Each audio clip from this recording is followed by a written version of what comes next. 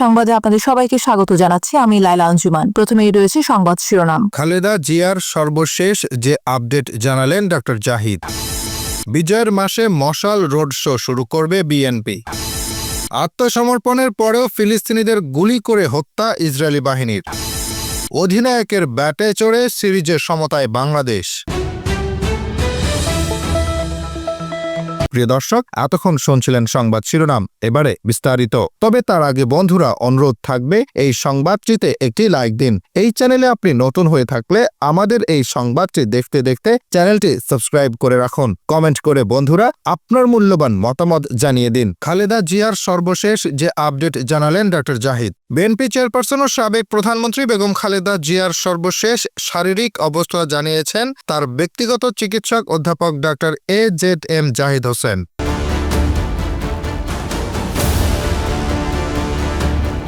রাজধানীর ever care হাসপাতালে গেটের সামনে ব্রিফিংয়ে তিনি বলেন, খালেদা জিয়ার শারীরিক অবস্থার উন্নতি হলে মেডিকেল বোর্ডের পরামর্শ অনুযায়ী তার চিকিৎসার জন্য দেশের বাহিরে নিয়ে যাওয়া হবে। এর আগে এদিন বিকেলে বিএনপি মহাসচিব মির্জা ফখরুল ইসলাম আলমগীর বলেছেন, এভার কেয়ার হাসপাতালে চিকিৎসাধীন খালেদা জিয়া সংকটাপন্ন অবস্থাতেই রয়েছেন। তিনি বলেন, দেশের বিশিষ্ট চিকিৎসকরা বিদেশের আমেরিকার জন হপকিংস এবং যুক্তরাজ্যের লন্ডন ক্লিনিকের বিশিষ্ট চিকিৎসকরা তার চিকিৎসা করছেন। বিএনপি মহাসচিব বলেন, চিকিৎসকরা বলেছেন ম্যাডামকে হয়তো বিদেশে নেওয়ার প্রয়োজন হতে পারে, কিন্তু তাকে বিদেশে নেওয়ার মতো শারীরিক অবস্থা নেই। শারীরিক অবস্থা যদি আল্লাহর অশেষ রহমতে স্টেবল হয়, তখন চিন্তা করে দেখা হবে যে তাকে বিদেশে নেওয়া সম্ভব হবে কিনা। বিজয়ের মাসে মশাল রোড শো শুরু করবে বিএনপি। গৌরবের ৫৫তম বিজয় দিবসকে সামনে রেখে বিজয়ের মাসে বিজয় মশাল রোড শো কর্মসূচি ঘোষণা করেছে বিএনপি। শনিবার বিকেলে গুলশানে চেয়ারপারসনের রাজনৈতিক কার্যালয়ে আয়োজিত এক সংবাদ সম্মেলনে এ কর্মসূচির বিস্তারিত তুলে ধরেন বিএনপি মহাসচিব মির্জা ফখরুল ইসলাম আলমগীর। তিনি বলেন, দীর্ঘ ১.৫ দশকেরও বেশি সময় গণতান্ত্রিক অধিকার হারা জনগণ ফ্যাসিবাদী শাসনের অধীনে ছিলেন। ২০২৪ সালে হাজারো শহীদের আত্মত্যাগের বিনিময়ে দেশ ফ্যাসিবাদ মুক্ত হয়েছে বলে দাবি করেন তিনি। তার ভাষায়, গণতন্ত্রকামী মানুষের কাছে এবারের বিজয়ের আনন্দ ভিন্ন মাত্রা যোগ করেছে।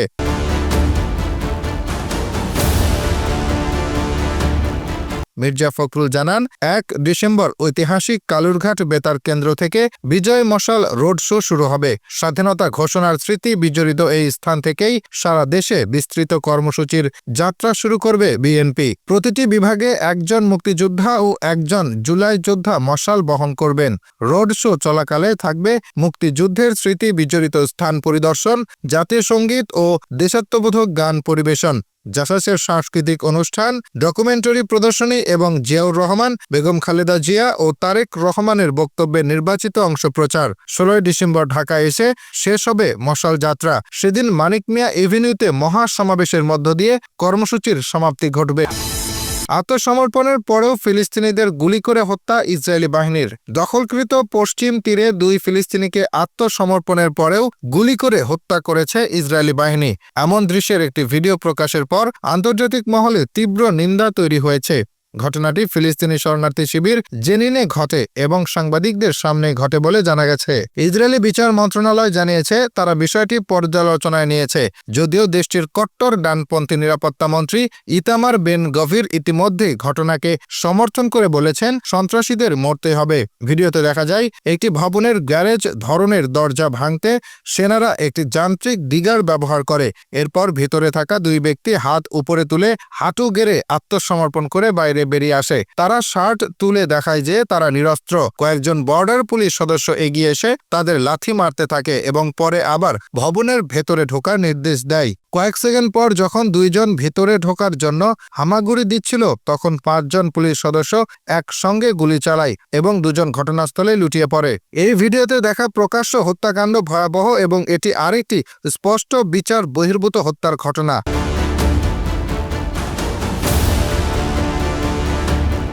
ইসরায়েলি মানবাধিকার সংগঠন বেতসেলেমও ঘটনার তীব্র নিন্দা জানিয়ে বলে, প্যালেস্টাইনদের জীবনকে মূল্যহীন করে দেখা হচ্ছে। মানবাধিকার সংস্থাগুলো বলছে, সংঘাত পরিস্থিতিতেও নিরস্ত্র ও আত্মসমর্পণকারী বন্দীকে হত্যা করা যুদ্ধাপরাধের শামিল এবং এই ভিডিওর স্পষ্টতা ইসরায়েলের বিরুদ্ধে জবাবদিহির দাবি আরও জোরদার করবে। অধিনায়কের ব্যাটে চড়ে সিরিজের সমতায় বাংলাদেশ। লিটন দাসের 50-র পর জয় খুব সহজেই মনে হচ্ছিল, কিন্তু পরপর 2 ওভারে লিটন ও সাইফ হাসান ফিরে গেলে কঠিন হয়ে পড়ে বাংলাদেশের জয়। তাতে ম্যাচ গড়ায় শেষ ওভারে।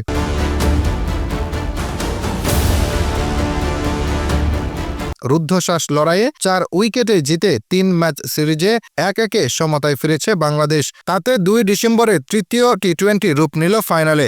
সেখান থেকে মোহাম্মদ সাইফুদ্দিন 19তম ওভার শেষে 3 বলে 4 ছক্কায় নিয়েছেন 10 রান। শেষ ওভারে 3 রান দরকার হয় বাংলাদেশের। জশ লিটলের করা ওভারের চতুর্থ বলে 4 মেরে দলকে জয়ের বন্দরে নিয়ে যান মেহেদী হাসান। সাইফুদ্দিন 7 বলে 17 ও মেহেদী হাসান 3 বলে 6 রান করে অপরাজিত থাকেন। এর আগে ব্যাটিং করতে নেমে আয়ারল্যান্ড ম্যাচের শুরুটা করেছিল দুর্দান্ত।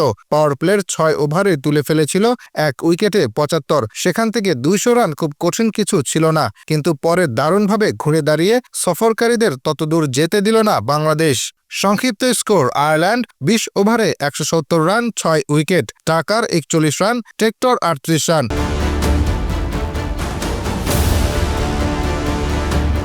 পল Stirling 29 run, Dockrell 18 run, Mehedi Hasan 25 রানে 3 উইকেট, তানজিম 17 রানে 1 উইকেট, সাইফুদ্দিন 40 রান দিয়ে 1 উইকেট।